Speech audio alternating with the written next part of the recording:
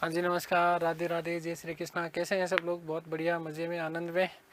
तो बहुत ही हम लोगों ने जो है भारतीय इतिहास के बारे में अब तक बहुत सारी चीज़ें सुनी होगी, पढ़ा भी होगा कि इतिहास क्या चीज़ है, कैसे कैसे इसमें कौन कौन सी घटनाएं शामिल की जाती हैं।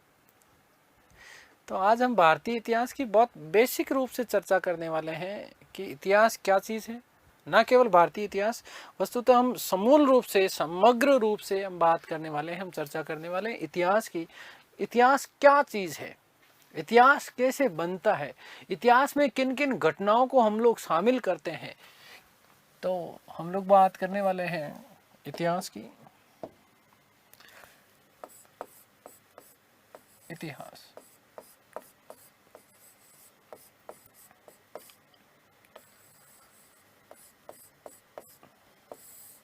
दोस्तों, भारतवर्ष में ऐसा कोई भी परीक्षा नहीं है जिसमें इतिहास नहीं पूछा जाता है।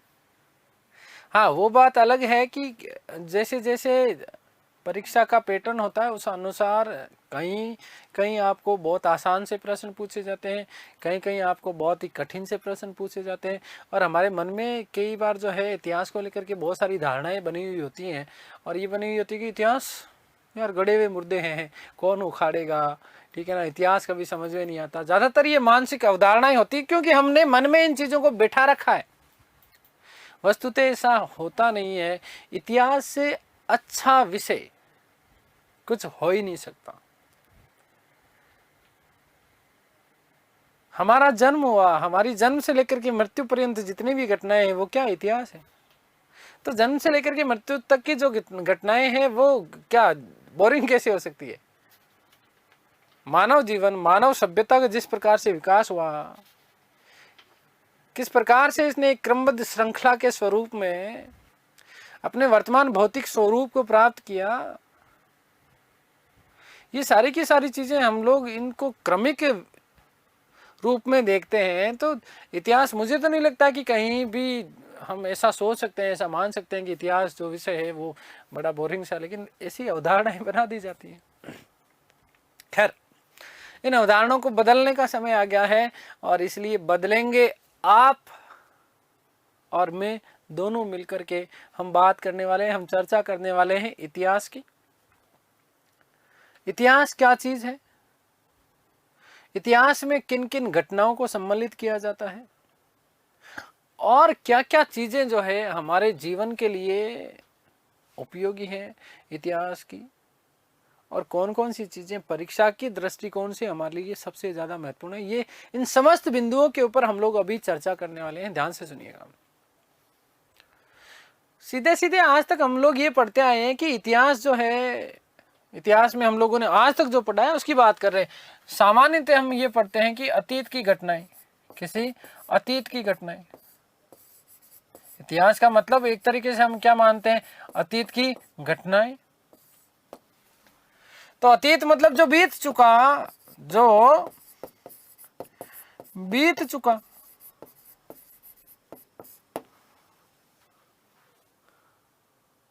जो बीत चुका वो क्या है, हमारे लिए अतीत है। तो अतीत की क्या समस्त घटनाएं इतिहास में रखी जा सकती हैं? क्या अतीत की समस्त घटनाएं हमारे मानवीय दृष्टिकोण से और हमारी परीक्षा के दृष्टिकोण से क्या हमारे लिए महत्वपूर्ण होती है? क्या उन समस्त घटनाओं का अध्ययन कर पाना हमारे लिए संभव है?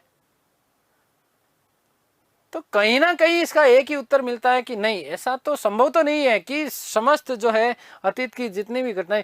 मान लीजिए कि आप जब अभी क्लास ले रहे हैं तो उससे कुछ समय पूर्व ही आपके साथ में कोई घटना घटित हुई हो सकता है आपने कोई एक्सीडेंट देखा है, हो सकता है कि पड़ोस में किसी व्यक्ति की डेथ हो गई हो सकता है कि पड़ोस में कोई लड़ाई झगड़ा हो गया है,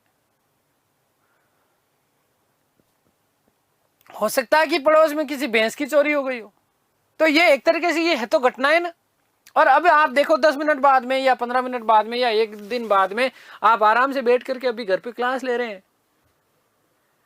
तो घटना थी, बीत चुकी, तो क्या वो इतिहास बन गया? आपसे किसी पेपर में पूछा जाएगा क्या कि भाई साहब इस दिन आपके पड़ोस में किसकी भैंस चोरी हुई, किसका एक्सीडेंट हुआ?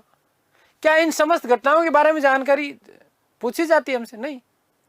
कुछ ऐसी चुनिंदा घटना ही पूछी जाती हैं जो कि एक विश्व स्तर पर होती है, या संपूर्ण मानवीय स्तर पर होती है, या फिर संपूर्ण भौगोलिक स्तर पर होती है, या फिर देश, राज्य और जिले के स्तर पर भी कई बार हम बात कर लेते हैं।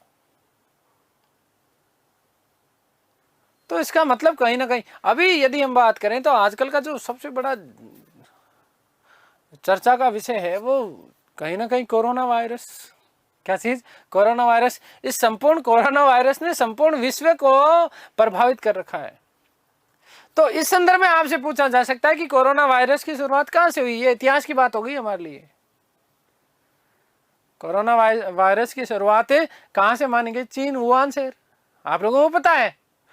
अब ये चीज हमारे लिए महत्वपूर्ण है, ये घटना हमारे लिए महत्वपूर्ण है। क्यों महत्वपूर्ण है? इसलिए महत्वपूर्ण है कि इस घटना ने संपूर्ण मानवीय जीवन को क्या किया है? प्रभावित किया। तो पहली सबसे महत्वपूर्ण दोस्तों चीज याद रखिएगा कि हम जिस रूप में बात करते हैं कि अतीत की घटनाएं, तो नहीं, समस्त घटनाओं को सम्मिलित नहीं किया जा सकता। अतीत की वो घटनाएं जो कहीं ना कहीं मानव जीवन को प्रभावित करती हो।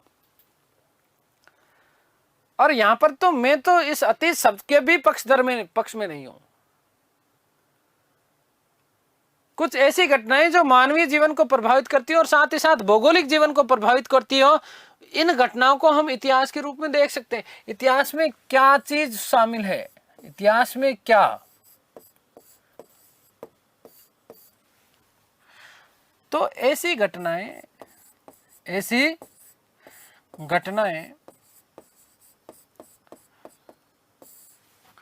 जो मानव जीवन को प्रभावित करती हो, जो मानव, या इसी के साथ हम एक बात बोल सकते हैं, भौगोलिक, मानव या भौगोलिक जीवन को प्रभावित करती हो, भौगोलिक जीवन को प्रभावित करती हो।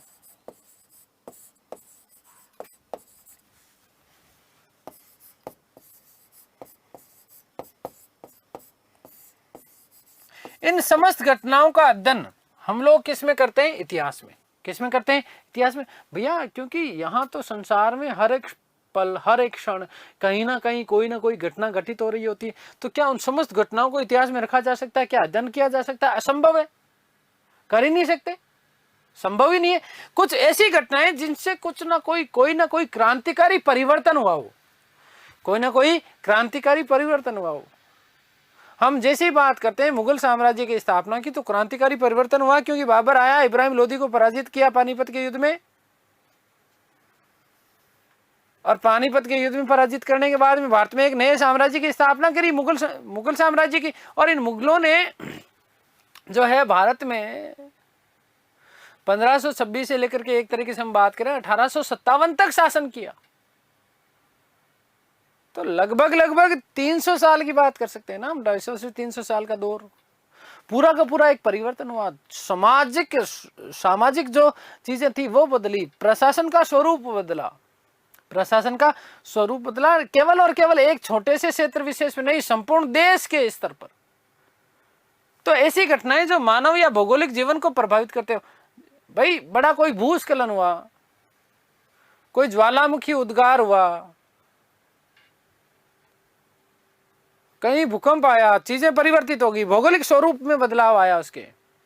तो ये सारी की सारी घटनाएं, ये तो चीजें हम लोग पढ़ते हैं किसके रूप में कि भैया ये घटनाएं ऐसी है जिन्होंने मानव जीवन को प्रभावित किया, इसलिए इतिहास का भाग हम मान सकते हैं। तो पहली ऐसी घटनाएं जो मानव जीवन को प्रभावित करती हो या भौगोलिक जीवन को भी क्या करती हो? प्रभावित करती हो। दोस्तों इन समस्त घटनाओं को हम इतिहास में रख सकते हैं, ये सारी घटनाएं इतिहास का भाग है। दूसरी चीज, अब दूसरी सबसे महत्वपूर्ण बात क्या होनी चाहिए? दूसरी सबसे महत्वपूर्ण, इतिहास में दूसरा सबसे महत्वपूर्ण बात यह है कि अभी जैसे मैं आप लोगों को पढ़ाने के लिए आया, सीधे सीधे मैं पढ़ाना शुरू कर देता, भैया हेडिंग लगाओ दिल्ली सल्तनत, भैया हेडिंग लगाओ आप भक्ति काल, राष्ट्रीय आंदोलन, बीच में से चाहे जहां से मैं आपको पढ़ाना स्टार्ट कर देता, क्या चीजें आपको समझ में आती? क्या मुगल काल में भी मेरा मन करा कि यार मैं पहले आपको औरंगजेब से उल्टा शुरू करते हैं, औरंगजेब पढ़ाते हैं 1658 से लेकर के 1707, लगाओ हेडिंग साहब औरंगजेब, और मैं आपको आकर के सीधे सीधे पढ़ाना। तो कुछ चीजें आपको समझ में आती क्या? नहीं आती? अरे भैया, जब हम मूवी देखने के लिए जाते हैं तो उसमें भी ऐसे थोड़ी होता है कि गाना चलते चलते बीच में कोई दूसरा सीन चल गया हो और दूसरा सीन चलते चलते बीच में कुछ दूसरी चीजें हो गई हो। ऐसा होता है क्या? मूवी कम में भी एक चीज क्या होती है, सीक्वेंस होता है, एक क्रम होता है। तो बिना क्रम के कभी भी कोई भी इतिहास नहीं बना करता। अरे जो हम ये भौतिक स्वरूप हम देख रहे हैं मानव का, तो क्या इस भौतिक स्वरूप को मैंने इसी रूप में प्राप्त किया? नहीं, मैंने कहीं ना कहीं एक क्रमिक विकास किया। मैं छोटा सा बच्चा था, नन्ना सा मुन्ना सा बाबू था, और धीरे धीरे जो है बड़ा होता गया, बड़ा होता गया, बड़ा होता गया, और आज इस स्वरूप में मैं आप लोगों के सामने हूं। तो कहीं ना कहीं एक उत्तरोत्तर विकास हुआ है, क्रम की एक सीढ़ी चढ़ी है मानव ने, और इसी के फलस्वरूप क्या हुआ? इतिहास का निर्माण हुआ। तो नंबर 2 जो सबसे महत्वपूर्ण बात आती है इतिहास में, तो इतिहास में सबसे 2 महत्वपूर्ण बात क्या है कि इतिहास में क्रमबद्धता होना चाहिए। बिना सीक्वेंस के इतिहास कभी भी कोई भी इतिहास नहीं बना करता।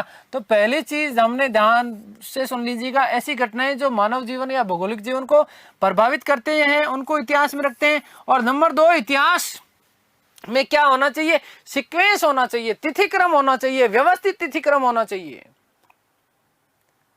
व्यवस्थित तिथिक्रम होना चाहिए। अब यदि भारतीय इतिहास में हम क्रमबद्धता की बात करते हैं, देखिएगा बहुत महत्वपूर्ण प्रश्न बनता है यहां से। भारतीय इतिहास में यदि हम क्रमबद्धता की बात करते हैं तो भारतीय इतिहास में क्रमबद्धता किसकी देन है? यूनानियों की देन है। किसकी देन है? यूनानियों की देन है। कैसे? क्योंकि जब भारत में यूनानी आक्रांता आए, और यूनानी आक्रांताओं में भी कौन? सिकंदर अलेक्जेंडर। कौन? मकदूनिया का शासक। और इसने भारत के ऊपर आक्रमण किया। इस भारत के आक्रमण की तिथि मिलती है हमें 326 या 325 ईसा पूर्व।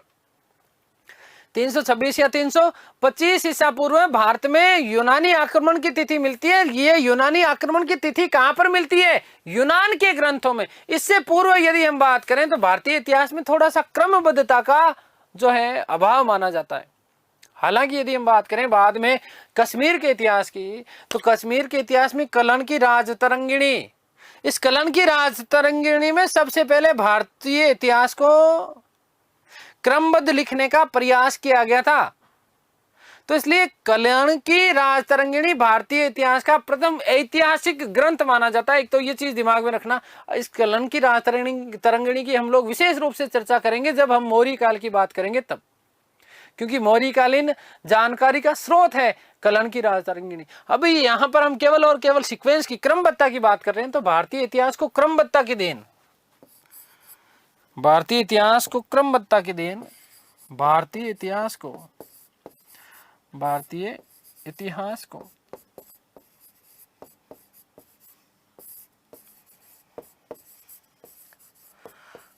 क्रमबद्धता यूनानियों की देन मानी जाती है। किसकी?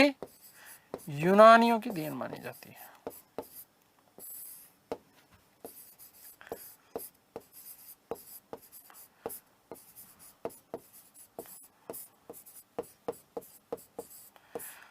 पहली बार अलेक्जेंडर का जो आक्रमण हुआ, क्योंकि उसका तिथिक्रम मिलता है कहाँ? यूनान के ग्रंथों में। कहां पर? यूनान के ग्रंथों में। और यदि हम बात करें इतिहास के जनक के रूप में, तो आपको दोस्तों उल्लेख मिलता है हेरोडोटस का।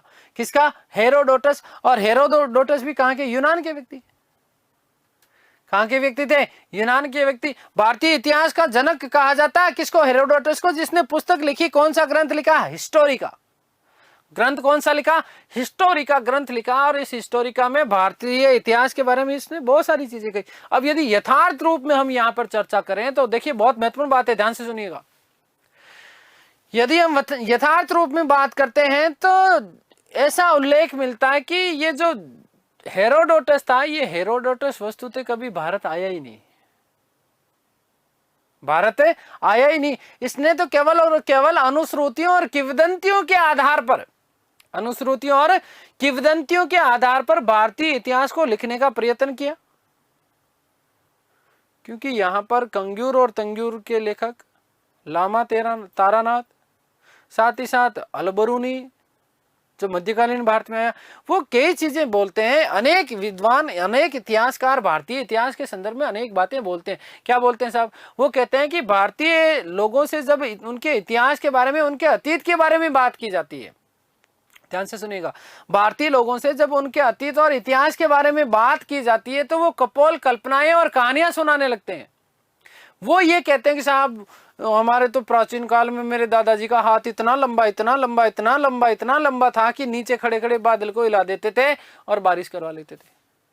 मतलब भारतीय इतिहास कहीं ना कहीं काल्पनिक व्यवस्था लेकर के बैठा है, तथ्यात्मक चीजें। क्या चीज? भारतीय इतिहास की सबसे बड़ी कमजोरी क्या है कि तथ्यात्मक चीजें नहीं है। हम कल्पना करते हैं कि ऐसा हुआ होगा, ऐसा हुआ होगा, उसी आधार पर भारतीय इतिहास की कल्पना करके भारतीय इतिहास को लिखने का प्रयास किया गया। क्योंकि हम लोग जो है थोड़ा काल्पनिक प्रवृत्ति के ज्यादा होते हैं, हम कल्पना वाली चीजें ज्यादा रखते हैं, तो इसका मतलब कहीं ना कहीं भारत में तथ्यात्मक इतिहास की तरफ ध्यान नहीं दिया।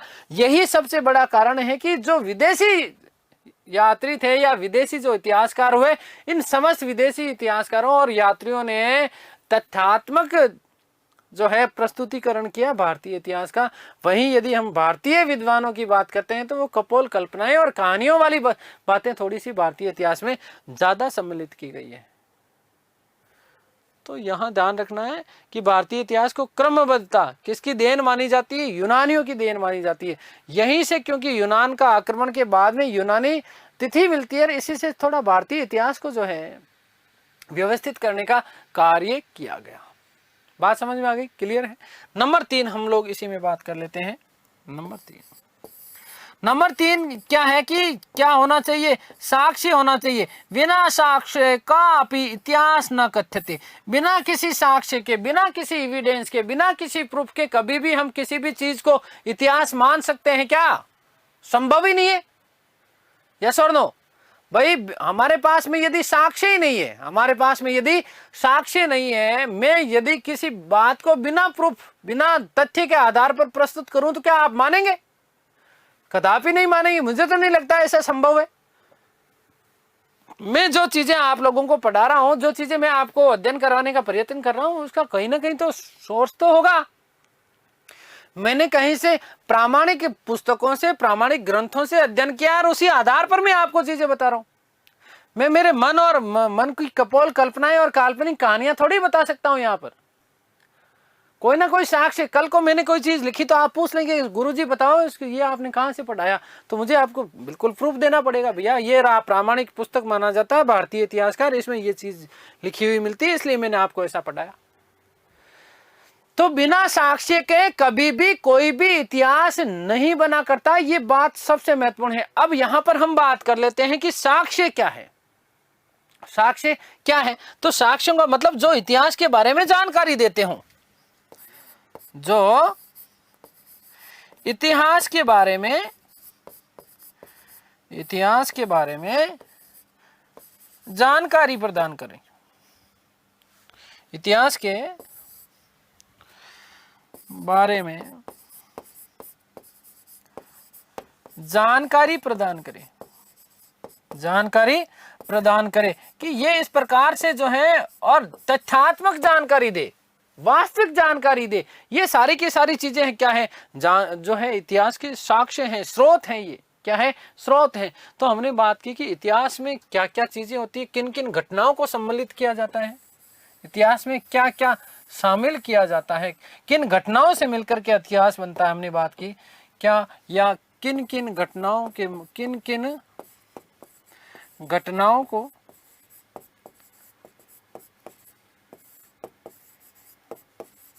शामिल किया जाता है।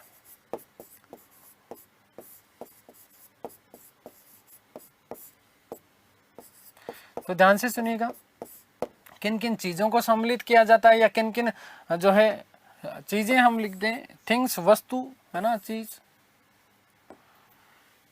किन किन चीजों या तथ्यों, तथ्यों या घटनाओं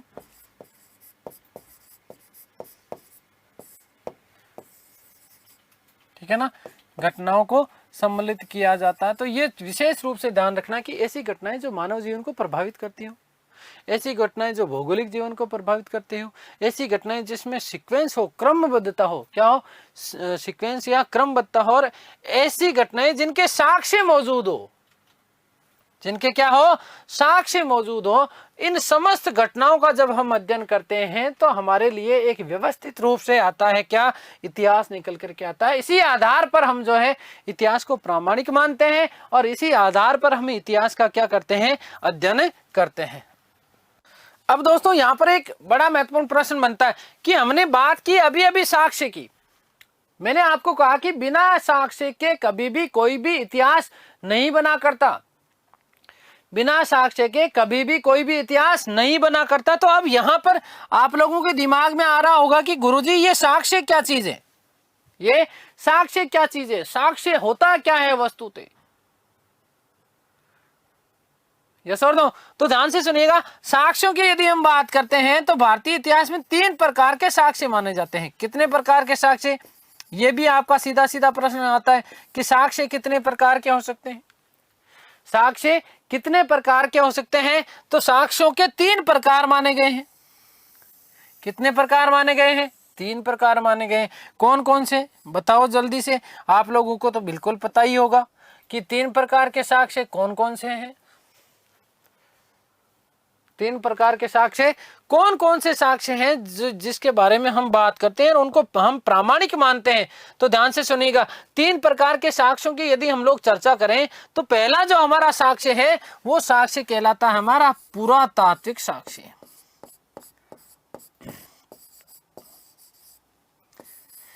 पहला जो साक्ष्य है वो क्या है, पुरातात्विक साक्ष्य। अब ये पुरातात्विक क्या है, कैसे है, इसके बारे में हम बाद में बात करेंगे। केवल और केवल अभी इतना ही समझने का प्रयत्न कर रहे हैं कि 3 प्रकार के साक्ष्य माने गए हैं। पहला जो साक्ष्य है वो कौन सा है, पुरातात्विक साक्ष्य। कौन सा साक्ष्य, पुरातात्विक। नंबर 2 की यदि हम बात करें तो नंबर 2 आपका आता है साहित्यिक साक्ष्य। नंबर 2 क्या है, साहित्यिक साक्ष्य। साहित्यिक साक्ष्य।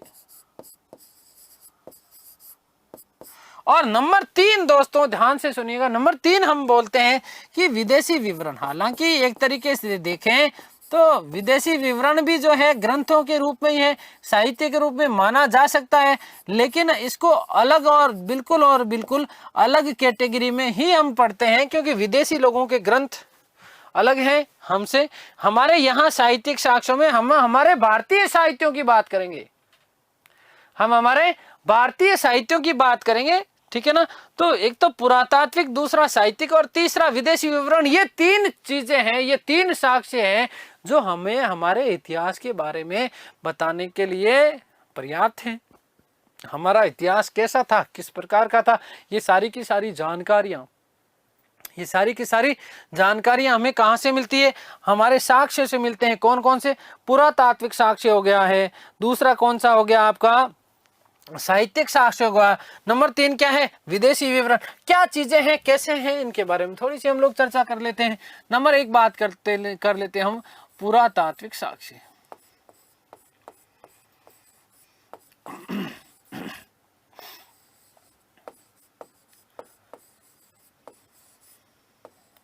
देखिएगा, अब यदि हम पुरातात्विक साक्ष्यों की यदि हम बात करते हैं तो पुरातात्विक साक्ष्यों में क्या क्या चीजें आती है वो हमारे लिए सबसे महत्वपूर्ण है।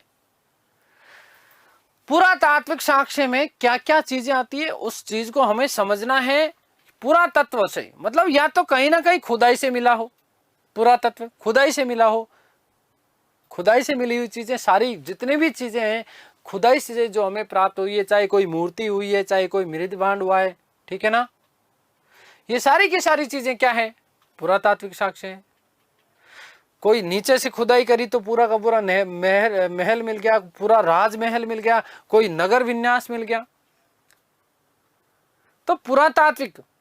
आगे बात समझे, कोई मृदभांड मिला, कोई सिक्का मिला आपको, कोई अभिलेख मिला है किसी प्रकार का, क्या मिला है, अभिलेख मिला, तो ये सारी की सारी जो चीजें हैं वो कौन सी, पुरातात्विक।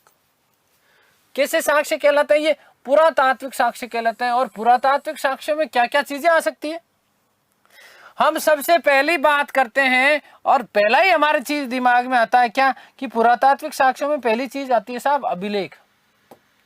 क्या आता है? अभिलेख।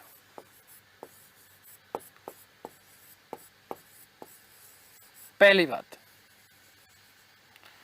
दूसरी यदि हम बात करें तो हम बात कर सकते हैं मृद भांड की।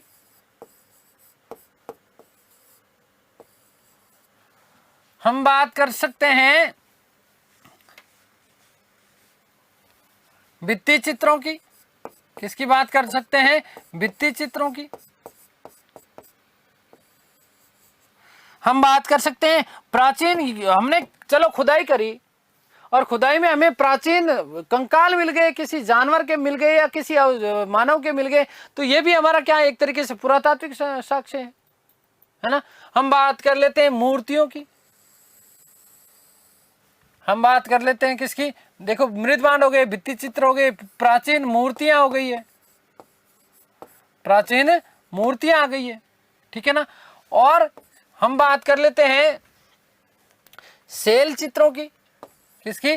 शैल चित्रों की। चट्टानों के ऊपर कई प्रकार के चित्र, भित्ति चित्र भी, शैल चित्र, ये जो है एक ही प्रकार माने जा सकते हैं। दीवारों के ऊपर जो चित्र बनाती थी हमारी दादी अम्माएं पुराने जमाने में,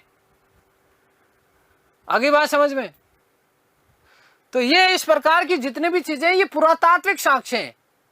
जो हमें चीजें हैं, प्राचीन कोई नगर का अवशेष जो है हमारे सामने आ गया, प्राचीन नगर अवशेष,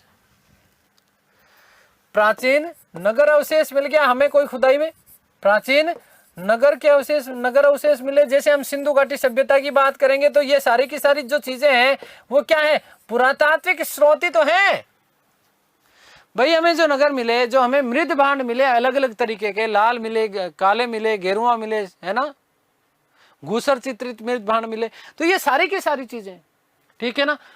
इसी में हम बात कर लेते हैं पाषाण चीजों की, है ना। पाषाण उपकरण मिल गए। क्या मिल गए? पाषाण उपकरण।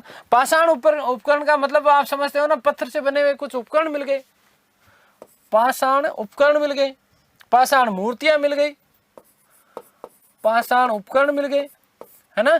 ये सारी की सारी चीजें आपसे पूछ लिया जाएगा कि खुदाई के दौरान पुरातत्व वेताओं को मिलने वाली चीजें किस प्रकार के साक्ष्यों में रखी जा सकती है, पुरातात्विक। अब आपको कह दिया कि हाल ही में ये जो है वहां से कोई नगर का नाम दे देंगे, ठीक है।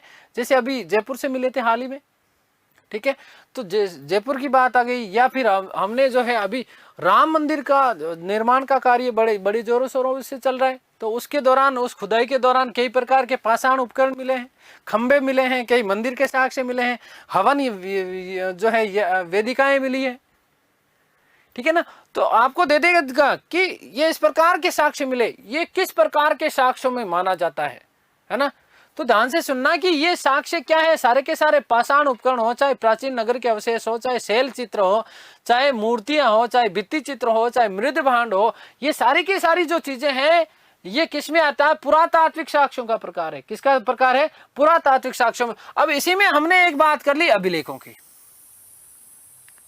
क्या चीज की बात कर ली? अभिलेखों की। अब यहां पर एक प्रश्न, सबसे बड़ा प्रश्न आपका ये बनता है कि अभिलेख क्या है। पहला प्रश्न तो आपका ये बनेगा कि अभिलेख क्या चीज है, अभिलेख क्या चीज है। तो दोस्तों ध्यान से सुनिएगा, यहां अभी मैं आपके सामने ये सारी की सारी चीजें लिख रहा हूं, देखो बोर्ड के ऊपर लिख रहा हूं ना। हो सकता है कि आप भी मेरे साथ साथ लिख रहे होंगे, आप भी मेरे साथ साथ में लिख रहे होंगे। हो सकता है आपके पड़ोस में कोई लिख रहा हो, आपकी पड़ोसन कोई लिख रही हो, आपका कोई भाई लिख रहा हो, आपका कोई चाचा जी लिख रहे हो, आपके छोटा भाई लिख रहा हो, बड़ा भाई लिख रहा हो, कोई भी व्यक्ति लिख रहा हो। बनिया जी, सेठ जी व्यापार का हिसाब कर रहे हैं, ठीक है। आगे बात समझ। अब मैंने लिखा, आपने लिखा, पड़ोस में लिखा, किसी ने भी कहां पर भी लिखा, ये सारी की सारी चीजें हमारे लिए क्या? अभिलेख है। क्या है? अभिलेख। इस अभिलेख में केवल और केवल एक शर्त शामिल होती है। क्या शामिल होती है? कि किसी भी सतह के ऊपर उत्कीर्ण लेख क्या कहलाता है? अभिलेख कहलाता है। पहली बात तो ये याद रखना, यहां पर ध्यान से सुनना, मैं आपको यहीं पर परिभाषा लिख रहा हूं इस अभिलेख की, कि किसी भी कठोर सतह पर उत्कीर्ण लेख क्या है, कठोर सतह के ऊपर उत्कीर्ण लेख आपका क्या कहलाता है साहब, अभिलेख कहलाता। होता क्या है अभिलेख, उसकी बात कर रहे हैं हम लोग कि कठोर सतह पर उत्कीर्ण लेख,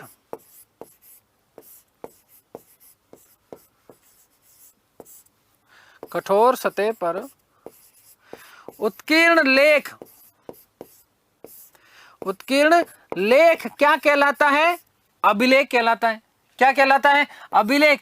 अब इसके हम बात कर लेते हैं कि इसके क्या क्या प्रकार हो सकते हैं, अभिलेख कहां कहां पर लिखे जा सकते हैं। तो यदि हम विशेष रूप से आगे बात करेंगे, आगे चर्चा करेंगे जब मौर्य काल की, तो मौर्य काल के संदर्भ में हम पढ़ेंगे शिलालेख। क्या पढ़ेंगे, शिलालेख किसका प्रकार है, अभिलेख का प्रकार है। तो हम बात कर लेते हैं शिलालेख की। किसकी बात करेंगे, शिलालेख, क्योंकि बड़ी बड़ी शिलाओं के ऊपर लिखे गए, बड़ी बड़ी शिलाओं के ऊपर लिखे गए, इसलिए क्या कहलाए, शिलालेख। क्या कहलाए, शिलालेख। आ गई बात समझ में। अभी बात करेंगे कैसे होते थे शिलालेख। फिर इसी कड़ी में हम बात करें तो नंबर 2 हम बात कर सकते हैं स्तंभ लेखों की। किसकी बात कर सकते हैं, स्तंभ लेख। स्तंभों के ऊपर लिखे गए इसलिए क्या, स्तंभ लेख कहलाए। हम कुछ बात करेंगे गुहाभिलेख की। किसकी बात करेंगे, गुहाभिलेख की। और इसी कड़ी में हम लोग बात करेंगे आगे मेरे प्यारे साथियों, हम बात करेंगे किस किस की, अभी बता देता हूं किस किस की करेंगे। हम बात करेंगे मुद्राभिलेख की। किसकी, मुद्राभिलेख। मुद्राभिलेख, मुद्राओं के ऊपर, सिक्कों के ऊपर, किसके ऊपर, मुद्राओं के ऊपर, सिक्कों के ऊपर कुछ लेख लिख दिए गए, किसी का नाम लिख दिया भाई। कोई सिक्का था, कोई सिक्का था, उस सिक्का के ऊपर जैसे नाम लिख दिया क्या कि व्याघ्रहंता, क्या लिख दिया, व्याघ्रहंता। फिर उसकी फोटो बना दी, वीणावादिना नाम लिख दिया, चंद्रगुप्त मौर्य नाम लिख दिया। ठीक है, आगे बात समझ। तो ये इस प्रकार का मुद्रा के ऊपर लिखा गया, वो क्या कहलाता है, उसका साक्ष्य देता है ना, हमें प्रूफ दे रहा है कि ये किसके समय की, व्याघ्रहंता, समुद्रगुप्त। वीणावादिना प्रकार के सिक्के चलाए थे किसने, समुद्रगुप्त ने, वीणा बजाते हुए उसको दिखाया गया था। समझ रहे हो आप। तो इसका मतलब ये हमें उसके बारे में जानकारी दे रहा है, तो वही तो अभिलेख है। क्या है, फिर हम एक थोड़ी सी बात कर लेते हैं ताम्रपत्राभिलेख। क्या चीज, ताम्रपत्राभिलेख। ताम्रपत्राभिलेख, ताम्रपत्राभिलेख। ताम्रपत्र मिल गया कहीं से, है ना, कोई मृद भांड, कोई इसी के ऊपर लिखा हुआ मिल गया, मृद भांडाभिलेख। आगे बात समझ। तो ये सारी की सारी चीजें हम बात कर लेते हैं। आपने विशेष रूप से राजस्थान के संदर्भ में या फिर आपने कई संदर्भों में एक शब्द सुना होगा, प्रशस्ति। क्या है, प्रशस्ति। भाई किसी राजा विशेष या किसी वंश के बारे में, उसकी शौर्य गाथा के बारे में जानकारी देता है हमें। क्या चीज, प्रशस्ति कहलाता है। क्या कहलाता है, प्रशस्ति कहलाता है। तो ये प्रशस्ति भी एक तरीके से क्या है, ये भी इसका अभिलेख का प्रकार है। किसका प्रकार है, अभिलेख का प्रकार है। यदि यहां पर हम बात करें शिलालेख किस प्रकार से, ये इस प्रकार से बड़ी बड़ी जो शिलाएं होती थी मौर्य काल में, इन शिलाओं का जो अगला भाग जो होता था, इस अगले भाग को सपाट करवा दिया जाता था, कटवा दिया जाता था, बिल्कुल चिकना कर देते थे, बिल्कुल चिकना कर देते। चिकना करने के बाद में यहाँ पर कुछ जो है लाइनें अंकित करवा दी जाती थी। राजा की जो आज्ञाएं होती थी, इन राजा आज्ञाओं को उत्कीर्ण करवा दिया जाता था, शिलाओं के ऊपर लिखवाए गए, इसलिए क्या कहलाए, शिलालेख कहलाए। ये लो साहब, ये आपका जो है, आपके सामने जो चित्र मैंने आपको बनाया है, तो ये एक तरीके से किसका चित्र है, शिला के ऊपर बनाए गए, इसलिए शिलाओं के ऊपर लिखे गए। क्या कहलाए, शिलालेख कहलाए। क्या कहलाए, शिलालेख कहलाए। आगे बात समझ में। तो अ, बी, सी, डी, ई और एफ,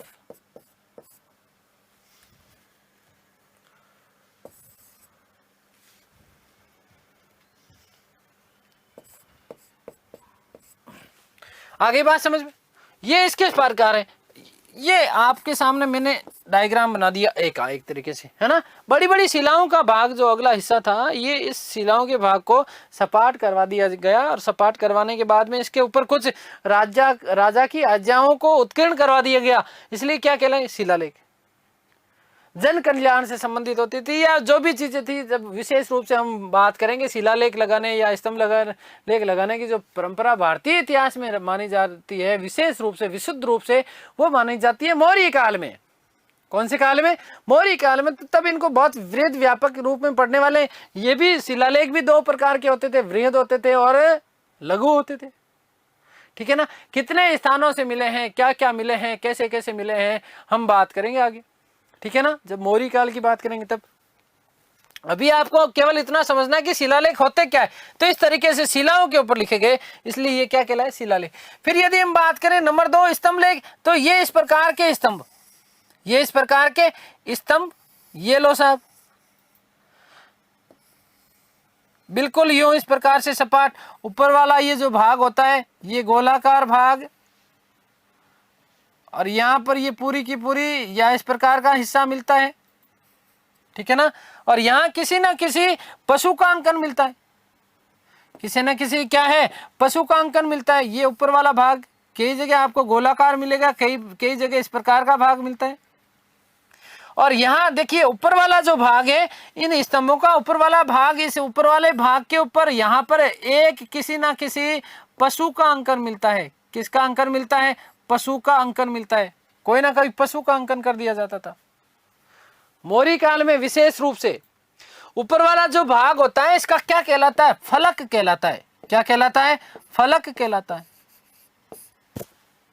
यहां पर ऊपर क्या है? पशु मूर्ति है। भारतीय इतिहास में या भारतीय स्तंभों की यदि हम चर्चा करते हैं तो विशेष रूप से पशुओं का अंकन मिलता है। यहां इसके नीचे वाला जो भाग है, यहां पर इस प्रकार से उल्टा कमल है। क्या है? उल्टा कमल है, जिसको क्या कहा गया? अवांगमुखी कमल कह दिया गया। क्या कह दिया गया? अवांगमुखी कमल। अवांगमुखी कमल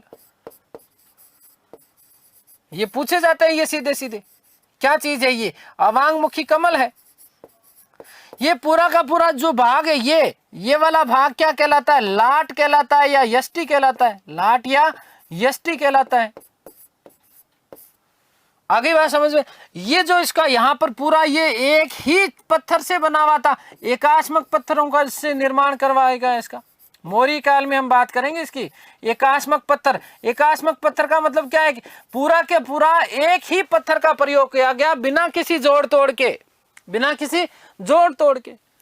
तो ये सारी की सारी चीजें इस प्रकार से हमें चीजें मिलती है, स्तंभ लेख कहलाते हैं ये। और इन्हीं स्तंभों के ऊपर यहीं पर कुछ राजा की आज्ञाएं उत्कीर्ण करवा दी जाती थी। यहाँ पर देखिए लाइनें लिखवा दी जाती थी, तो स्तंभों के ऊपर लिखवा दी गई। कहां पर? स्तंभों पर लाइनें लिखवाई गई, इसलिए ये क्या कहलाए? स्तंभ लेख कहलाए। क्या कहलाए? स्तंभ लेख। विशेष रूप से मौर्य काल में लगाने की परंपरा चालू हुई, ठीक है ना। तो हम बात करेंगे कि अशोक के द्वारा कौन कौन से स्तंभ लगाए, कितने स्थानों से मिले, प्रयाग प्रशस्ति की भी हम बात करते हैं। विशेष रूप से स्तंभ के ऊपर लिखी हुई है ये, ठीक है ना। तो इसी प्रकार से फिर यदि देखिए ये आपका डायग्राम भी हो गया है, ठीक है। फिर हम यदि बात करें गुहाओं की, तो इस प्रकार से गुफाओं का निर्माण करवाया जाता था। किसका? ये भी मौर्य काल में। भारतीय इतिहास में सबसे पहले गुफाओं का निर्माण कौन से काल में करवाया गया? ये सबसे महत्वपूर्ण प्रश्न बनता है आपका। तो इस प्रकार से गुफा निर्माण का कार्य करवाया जाता था कौन से काल में? मौर्य काल में। कौन से काल में? मौर्य काल में। और इन गुफाओं के अगले हिस्से को, यहाँ वाला ऊपर वाला जो भाग है, इसको जो है क्या करवा दिया जाता था? सपाट करवा के एक या दो लाइनें इस प्रकार से उत्कीर्ण करवा दी जाती थी। तो क्या कहलाता था ये? गुहा अभिलेख। गुहा मतलब गुफा। और गुफा विशेष रूप से मौर्य काल में किसके निवास के लिए? तो आजीविक धर्म के जो लोग थे, इन आजीविक धर्म के लोगों के निवास के लिए गुफाओं का निर्माण करवाया गया। किसका? गुफाओं का निर्माण करवाया गया। क्या कहलाए ये? गुहा अभिलेख, ठीक है। उसके बाद यदि हम बात करते हैं मुद्रा की, किसकी? मुद्रा की। तो इस प्रकार से जो गोलाकार सिक्के होते थे विशेष रूप से, ठीक है ना, तो इन गोलाकार सिक्कों के ऊपर भी किसी ना किसी चीज का, जैसे राजा की तस्वीर बना दी, राजा की क्या बना दी? तस्वीर बना दी। और राजा का साथ ही साथ क्या लिख दिया है? नाम भी लिख दिया है। यहाँ पर क्या लिख दिया है? नाम लिख दिया है। या फिर कोई सिक्का है, इस सिक्के के ऊपर जो है पशु की मूर्ति बना दी जाती थी। जैसे विशेष रूप में हम बात करेंगे, जब बात करेंगे सिंधु घाटी सभ्यता की, किसकी बात करेंगे? जब सिंधु घाटी सभ्यता की, तब हम विशेष रूप से चर्चा करेंगे। भाई सिक्कों का जो भाग था, इस अगर भाग के ऊपर किसी न किसी पशु का भी अंकन करवा दिया जाता था। कोई कमल का फूल हो गया, जैसे उगते हुए सूर्य को, हाथी को, वृक्ष को, पेड़ को, तो इस प्रकार से ठप्पा लगा दिया जाता था सिक्कों के ऊपर। और ये जो ठप्पे लगाए हुए सिक्के थे वो क्या कहलाते थे? पंचमार्क या आहत के सिक्के। पंचमार्क या आहत के सिक्के कहलाते थे। तो इस प्रकार से सिक्कों के ऊपर किसी राजा का नाम जानकारी दे रहा है, जैसे व्याघ्रहनन प्रकार के सिक्के, व्याघ्रहंता नाम लिखता है, ठीक है। चंद्रगुप्त मौर्य का जो है उसके बारे में भी कुछ मुद्राएं मिलती है, आगे हम बात करेंगे। कई प्रकार, आप जैसे आप कई बार खुदाई करते हो, ठीक है ना, और खुदाई करते करते आपको साहब जो है अंदर से जमीन से जो है कोई सिक्का मिला, बड़ा मोटा, इतना मोटा सिक्का मिल गया, और जाकर के आपने चेक करवाया पुरातत्व विभाग, ये साहब ये क्या मामला है, कब का सिक्का? तो आपको पता चल रहा है कि साहब ये तो जो है ना मुगल काल का सिक्का है, उसके ऊपर नाम लिखा हुआ मिलेगा मुगल कालीन लिपि। आ गई बात समझ? तो क्या यार, ये तो मुगल काल का सिक्का है, सोने का सिक्का है ना। मोहर, क्या चीज? मोहर कहलाता था। एक संसद भी हम बात करेंगे। तो अलग अलग प्रकार के सिक्के, तो जो हमें इनके ऊपर कई बार जो है लेख लिख दिए जाते थे, इसलिए क्या मुद्रा अभिलेख कहलाए। ये क्या कहलाए? मुद्रा अभिलेख। मुद्राओं के ऊपर लिख दिए गए, इसलिए यहाँ ये क्या कहलाते हैं? मुद्रा अभिलेख कहलाते हैं। क्या कहलाते हैं? मुद्रा अभिलेख। ताम्रपत्र अभिलेख, कोई तांबे का पत्ता है, उस तांबे के पत्ते के ऊपर जो है किसी के बारे में कोई जानकारी लिख दी, तांबे का पत्र, है ना। प्रशस्ति क्या होती है? वही आपको बात बता दी मैंने, जिस प्रकार से यहाँ इस किसी पत्थर के ऊपर लिखवा दिया किसी राजा की व्याख्या, गुणगान वाली, ये सारी की सारी चीजें, ये जो है यह क्या कहलाती है? आपकी प्रशस्ति कहलाती है। क्या कहलाती है? प्रशस्ति कहलाती है। अब आगे हम चर्चा करते हैं इसी में। देखिए, हमने बात करें पुरातात्विक साक्ष्य। भाई अंदर खुदाई से आपको कोई मूर्ति मिल गई, वो भी क्या है? पुरातात्विक साक्ष्य। शैल चित्र मिल गया कोई पुराना, ठीक है ना, वो भी क्या? पुरातात्विक। प्राचीन नगर के अवशेष मिल गए, पाषाण के उपकरण मिल गए, कोई भाटा समझते हो ना, पाषाण का मतलब, ठीक है। ये सारी की सारी चीजें हमारे लिए क्या है? पुरातात्विक साक्ष्य हैं। क्या है? पुरातात्विक साक्ष्य। उसके बाद हम बात करते हैं साहित्यिक साक्ष्यों की। नंबर 2 हमारा आता है क्या? साहित्यिक साक्ष्य।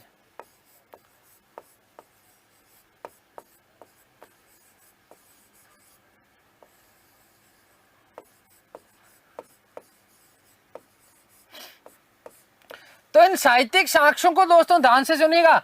साहित्यिक साक्ष्य, साहित्य का मतलब क्या है? साहित्य। क्या है? साहित्य। तो ऐसे साहित्य जो हमें भारतीय इतिहास के बारे में, भारतीय परंपराओं के बारे में, प्राचीन भारतीय समाज के बारे में हमें जो जानकारी देता है ना, ये सारी की सारी चीजें किस में आता है? साहित्यिक साक्ष्यों में। और साहित्यिक साक्ष्यों को हम 2 भागों में विभाजित कर सकते हैं। कितने भागों में? 2 भागों में। कितने भागों में? 2 भागों में हम साहित्यिक साक्ष्य रख सकते हैं। कौन कौन से? एक तो हम रख सकते हैं हमारा धार्मिक साहित्य। क्या चीज? धार्मिक साहित्य, जो हमें प्राचीन भारतीय धर्म के बारे में, प्राचीन भारतीय संस्कृति के बारे में जानकारी देता है। जैसे धार्मिक साहित्यों की बात हम बात करें तो क्या क्या? जैसे आ गया आपका वेद, आ गया। क्या आ गया?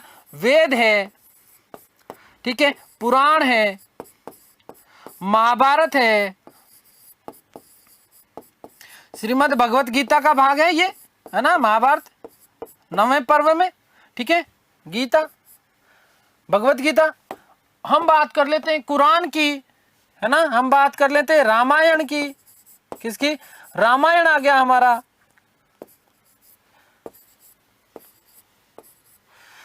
हम बात कर लेते हैं किसकी? कुरान की। किसकी बात कर लेते हैं? कुरान की। हम बात कर लेते हैं बाइबिल की। किसकी? बाइबिल की। ये सारे के सारे ऐसे ग्रंथ हैं, ठीक है ना। हम बात कर लेते हैं उपनिषदों की। किसकी? उपनिषदों की। ये सारे के सारी ऐसी चीजें हैं जो हमें भारतीय संस्कृति के बारे में, प्राचीन भारतीय संस्कृति क्या रही, ये सारी की सारी, ठीक है ना, चीजें हमें लिखी, ठीक है ना। ये सारी की सारी जो चीजें हमें मिलती है, ये जो भारतीय संस्कृति के बारे में, भारतीय धर्म के बारे में हमें जानकारी देता है, ये क्या हुआ? धार्मिक साहित्य हुआ। कैसा हुआ? धार्मिक साहित्य। इसको क्या नाम दे दिया कि साहित्यिक साक्ष्यों में भी ये कैसा साहित्य है? धार्मिक साहित्य है, जो हमें धर्म के बारे में जानकारी देता है। किसके बारे में जानकारी देता है? धर्म के बारे में जानकारी देता है। दूसरा इसी का भाग, साहित्यिक साक्ष्य का दूसरा जो भाग माना जाता है उसे हम कहते हैं धर्मेतर। क्या बोलते हैं हम? धर्मेतर। तो देखो इस शब्द को देखोगे ना तो धर्म से इतर मतलब धर्म के अलावा, जिससे धर्म का संबंध नहीं हो, ठीक है ना। अलग अलग परिस्थितियों में भारतीय इतिहासकारों के द्वारा, ध्यान से सुनिएगा, कि अलग अलग परिस्थितियों में, अलग अलग समय या परिस्थितियों में भारतीय इतिहासकारों द्वारा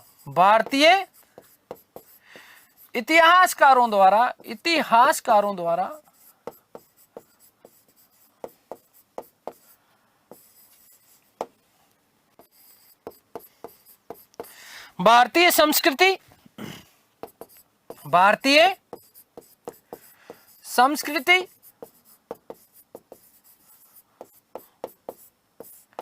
राजनीति, सामाजिक संरचना,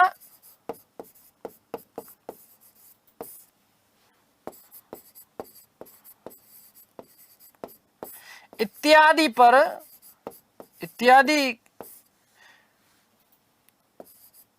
दी गई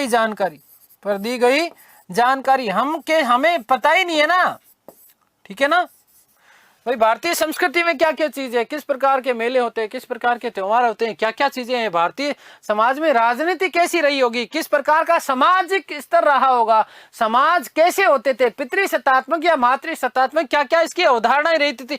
इन सारी की सारी चीजों के ऊपर जो संरचना जो हमें प्रस्तुत की गई, इनके बारे में जो जानकारी हमें मिलती है वो किन किन लोगों ने दी। जैसे हम बात करें तो कौटिल्य का अर्थशास्त्र हम बात कर सकते हैं।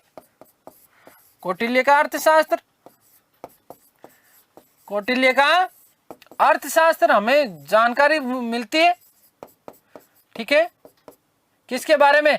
मौर्यकालीन समाज, संस्कृति और इतिहास के बारे में, राजनीति के बारे में जानकारी मिलता है। कौटिल्य का अर्थशास्त्र हमें ये उल्लेख करता है, बात बताता है क्या है। हम बात कर लेते हैं कलन की राजतरंगिणी,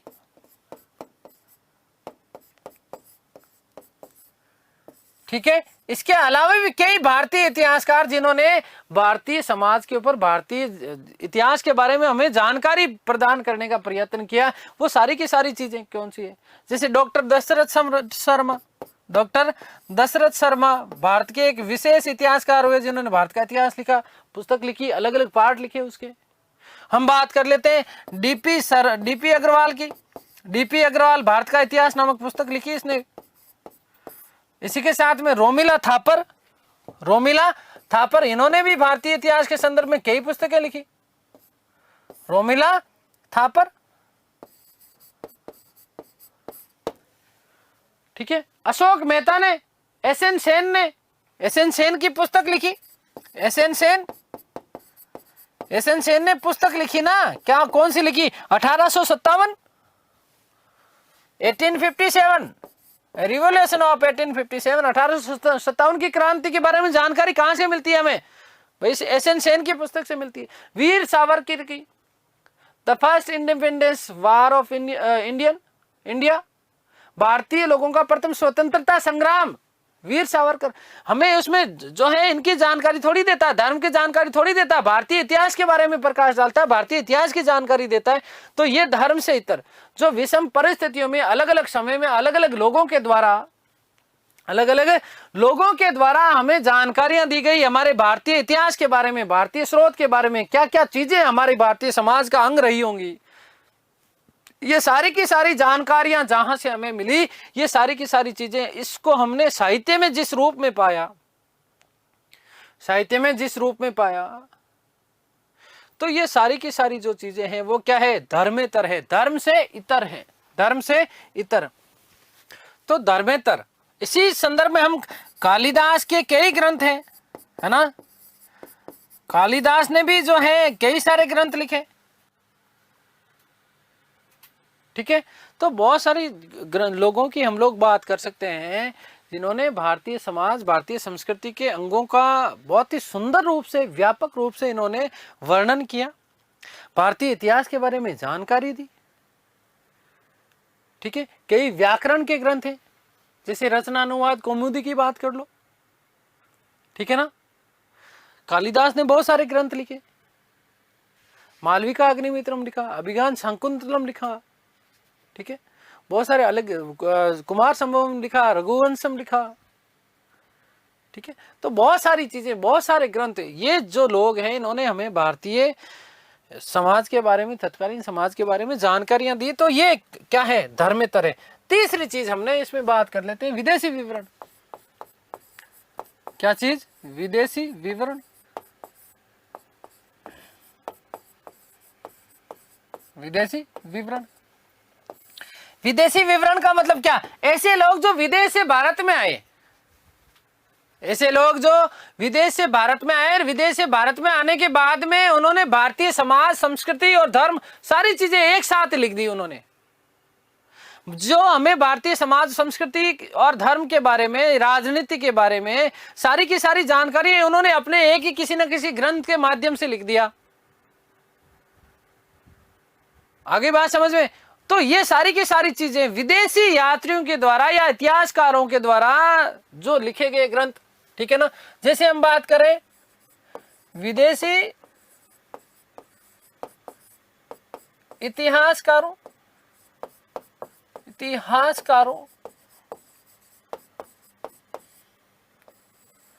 या हम बात करें यात्रियों द्वारा वर्णित तथ्य इसमें सम्मिलित है, ठीक है ना। जैसे हम बात करें तो जैसे हम उल्लेख करते हैं किसकी, सबसे पहले लो साहब हेरोडोटस की बात कर लेते हैं। हेरोडोटस भारतीय इतिहास का जनक माना जाता है ना। यूनान का व्यक्ति कौन सा ग्रंथ लिखा, हिस्टोरिका, भारतीय इतिहास के बारे में जानकारी देता है कि नहीं देता, बताओ। हिस्टोरिका,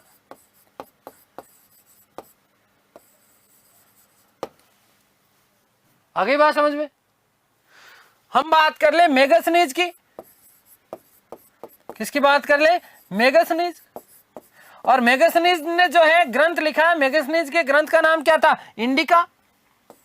क्या नाम था, इंडिका। भारतीय समाज के बारे में जानकारी देता है, मौर्यकालीन समाज के बारे में जानकारी देता है, राजनीति के बारे में जानकारी देता है, सैन्य व्यवस्थाओं के बारे में जानकारी देता है, मौर्यकालीन समाज के बारे में जानकारी देता है। इंडिका में बहुत सारी चीजें लिखी हुई है।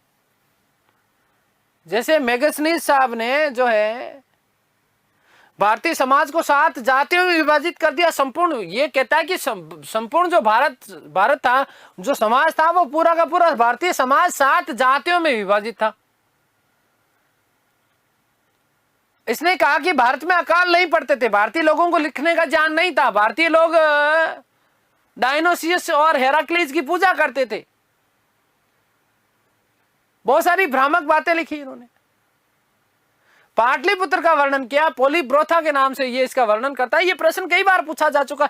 तो इसने बाहरी व्यक्ति था और बाहरी व्यक्ति आकर के इसने भारत के बारे में हमें जानकारी दी। तो ये हमारे लिए क्या है, विदेशी विवरण है। क्या है, विदेशी विवरण। हम बात कर लेते हैं इसी कड़ी में, यदि हम बात करें तो दोस्तों ध्यान से सुनिएगा, जो है फाहियान, कौन, फाहियान। फाहियान ने आकर के ग्रंथ लिखा। फाहियान का जो ग्रंथ था वो कौन सा था, फोकोकी।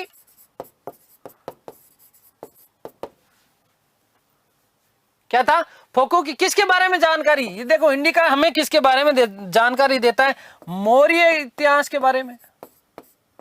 मौर्य इतिहास,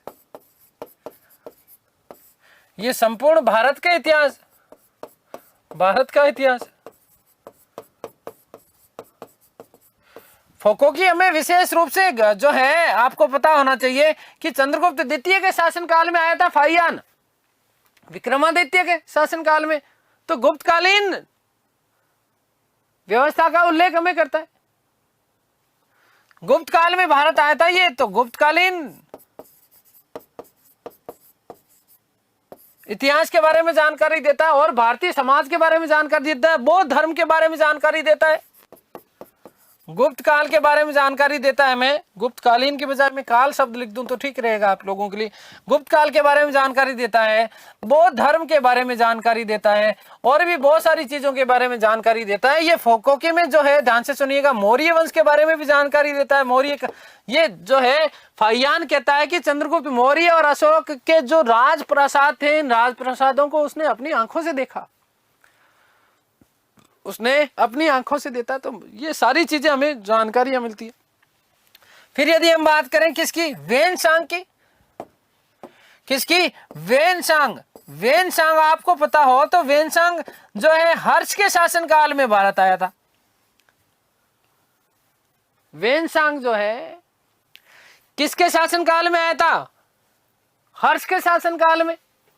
और हर्षकालीन भारत की जानकारी देता है ये, हर्षकालीन भारत की जानकारी, हर्षकालीन भारत की जानकारी देता है। साथ ही साथ ये भी पाटलिपुत्र का भी उल्लेख करता है कि जब वे भारत आया था तो पाटलिपुत्र एक सामान्य गांव बन चुका था, जो इतना बड़ा नगर जिसके बारे में उल्लेख किया मैगजीन इंडिका में। तुगलक वंश में हम बात कर लेते हैं, इत्सिंग की बात कर लेते हैं। आगे बात समझ में, हम जो है लामा तारानाथ, जो नेपाली तिब्बती जो लेखक थे जिन्होंने कंग्यूर तंग्यूर लिखा, इसमें भी भारतीय इतिहास के बारे में जानकारी मिलती है। तो कहीं ना कहीं जो है ये सारे के सारे ऐसे स्रोत हैं जिन्होंने हमें हमारे भारतीय इतिहास के बारे में क्या दी है, जानकारी। यहाँ इन समस्त चीजों से जो है हमें हमारे इतिहास के बारे में क्या है, जानकारी मिलती है। तो ये आपको विशेष रूप से ध्यान रखना है। देखो हर्ष वेनसांग की जो पुस्तक थी उसका नाम क्या था, सीयू की। पुस्तक का नाम क्या था, सीयू की।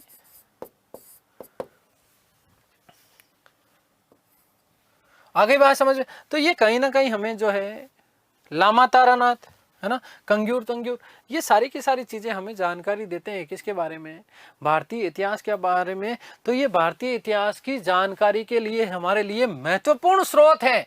हमने 3 प्रकार के साक्ष्यों की बात करी, हमने बात की पुरातात्विक साक्ष्यों की, हमने बात की साहित्यिक साक्ष्यों की और हमने बात की विदेशी विवरण की।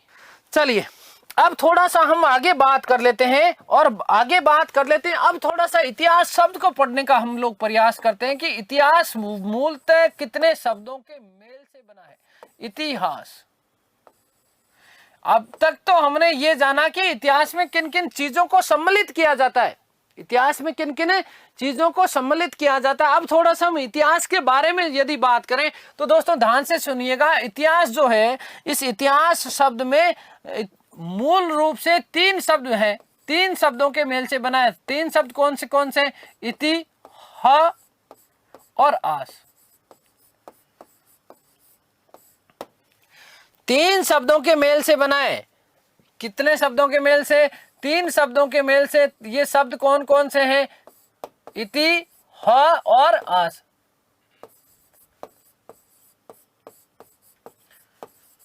कितने शब्दों के मेल से बना है, 3 शब्दों के मेल से। अब यहां मतलब कहीं ना कहीं हमने तीनों शब्दों में एक संधि कर दी है। तो संधि क्या है, शब्दों का मेल, आप यही समझते हो ना। अरे नहीं भैया, ऐसे शब्दों का मेल जिनका कोई ना कोई अर्थ निकलता हो, जिनका कोई ना कोई अर्थ निकलता हो, वहीं तो संधि होती है। बिना किसी शाब्दिक अर्थ के हम थोड़ी ही कर सकते हैं। तो ध्यान से सुनिएगा, यहां इसका मतलब तीनों जो शब्द हैं, इन तीनों शब्दों का कोई ना कोई शाब्दिक अर्थ निकलता है। तो दोस्तों ध्यान से सुनिएगा, इति का मतलब होता है इस प्रकार। इति का मतलब क्या है, इस प्रकार। ह का मतलब क्या होता है, निश्चय ही, या फिर क्या है, वास्तव में। क्या है, वास्तव में।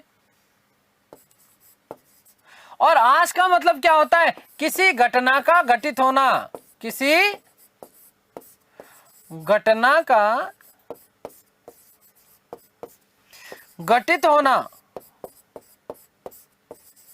किसी घटना का घटित होना।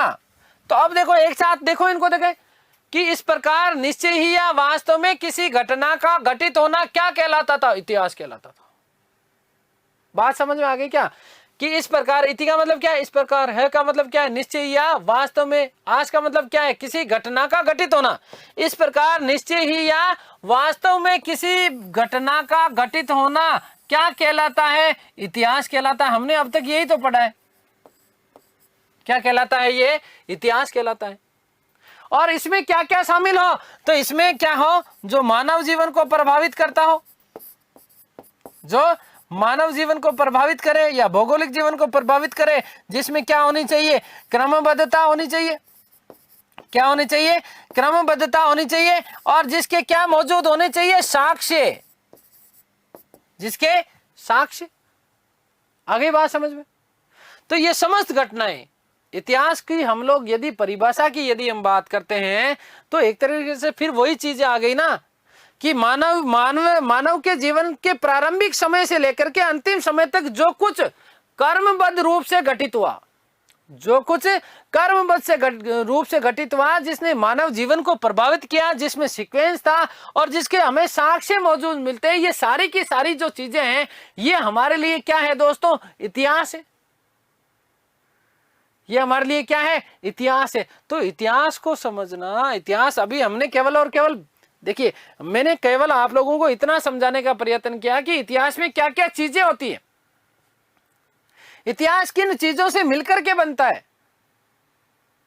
किन किन घटनाओं को इतिहास में रखा जा सकता है, कौन कौन से साक्ष्य होते हैं, कितने प्रकार के साक्ष्य होते हैं। फिर मैंने आपको केवल इतना ही समझाया कि इतिहास जो शब्द है वो इतिहास 3 शब्दों के मेल से बना है, इति, ह और आस। इस प्रकार निश्चय या वास्तव में किसी घटना का घटित होना क्या कहलाता है, इतिहास कहलाता है। जो मानव जीवन, भौगोलिक जीवन को प्रभावित करता हो, जो जिसमें क्रमबद्धता हो और जिसके साक्ष्य मौजूद हो, इन समस्त चीजों से मिलकर के हमारा क्या बनता है, इतिहास बनता है। क्या बनता है, इतिहास बनता है। दोस्तों आ गई बात समझ में, क्लियर है? यहां तक किसी को भी, आपको कोई भी प्रकार का डाउट है क्या, देख लीजिएगा। हमने बात करी सबसे पहले कि इतिहास में क्या क्या चीजें, किन किन घटनाओं, किन किन तथ्यों को सम्मिलित किया जाता है, तो मैंने आपको सारी चीजें बता दी। हमने साक्ष्यों की बात करी, 3 प्रकार के साक्ष्य बताए मैंने आपको, पुरातात्विक, साहित्यिक और विदेशी विवरण। फिर हमने बात करी पुरातात्विक साक्ष्यों में क्या चीज, अभिलेख। अभिलेख क्या होता है, किसी भी कठोर सतह के ऊपर उत्कीर्ण लेख हमारा क्या कहलाता है, अभिलेख कहलाता है। फिर हमने मृद भांड की बात करी। मृद भांड का मतलब क्या है, मिट्टी से बने हुए बर्तन, मिट्टी से बने बर्तन क्या कहलाते हैं, आपके मृद भांड कहलाते हैं। क्या कहलाते हैं, भित्ति चित्र। भित्ति का मतलब क्या है, दीवारों पर उत्कीर्ण, दीवारों पर उत्कीर्ण, दीवारों पर उत्कीर्ण चित्र या बनाए गए चित्र, उत्कीर्ण चित्र क्या कहलाते हैं, आपके भित्ति चित्र कहलाते हैं। क्या कहलाते हैं, भित्ति चित्र। मूर्तियां हो गई है ना, क्या हो गई है, मूर्तियां हो गई है, जिन्हें हम बाद में बात करेंगे कि आग में पकाई हुई मूर्तियां जो थी वो क्या कहलाती थी, मिट्टी से जो निर्मित मूर्तियां होती थी उनको आग में पका करके मजबूत बना दिया जाता था, टेराकोटा कहलाती थी। क्या कहलाती थी, टेराकोटा। शैल चित्र, बड़ी बड़ी कोई चट्टानें हैं, उन चट्टानों के ऊपर जो है चित्र बना दिए जाते थे, वो शैलों के ऊपर, चट्टानों के ऊपर, इसलिए शैल चित्र। प्राचीन नगर के अवशेष, पाषाण उपकरण, ये सारी की सारी चीजें। फिर हमने बात करी कि ये इस प्रकार के शिलालेख, शिलाओं के ऊपर, स्तंभों के ऊपर स्तंभलेख। फिर गुफाएं, मुद्रा मतलब सिक्के, पंचमार्क या आहत के सिक्कों की बात करी हमने। क्या, पंचमार्क, पंचमार्क या आहत के सिक्के, पंचमार्क या आहत के सिक्के, ये भी पुरातात्विक जानकारी का स्रोत है ये, ठीक है ना, इसी में आते हैं। फिर हमने ताम्रपत्राभिलेख की बात करी, हमने प्रशस्ति की बात करी, ये सारी की सारी चीजें। धार्मिक साहित्यों की हमने बात करी। दोस्तों ध्यान से सुनना, वेद कितने, 4 वेद हैं, 19 पुराण,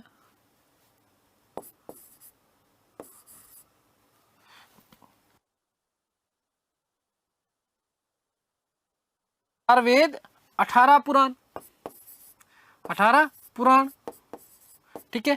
महाभारत, गीता, रामायण। राम जी को हमने क्या यथार्थ रूप में देखा, क्या नहीं देखा ना कभी।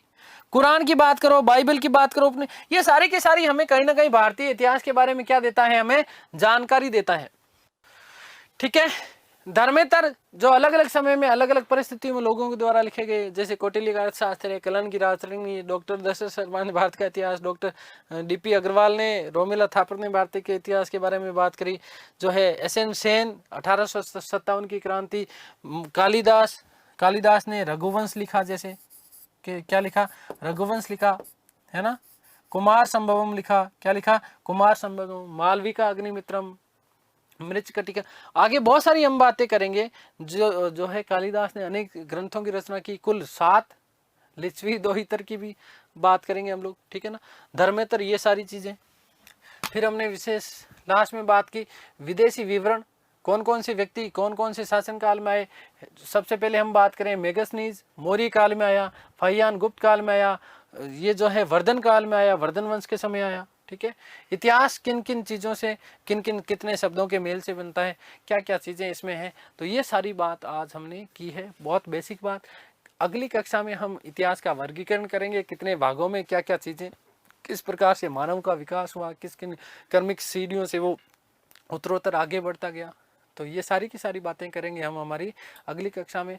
तब तक आप सभी को धन्यवाद, नमस्कार।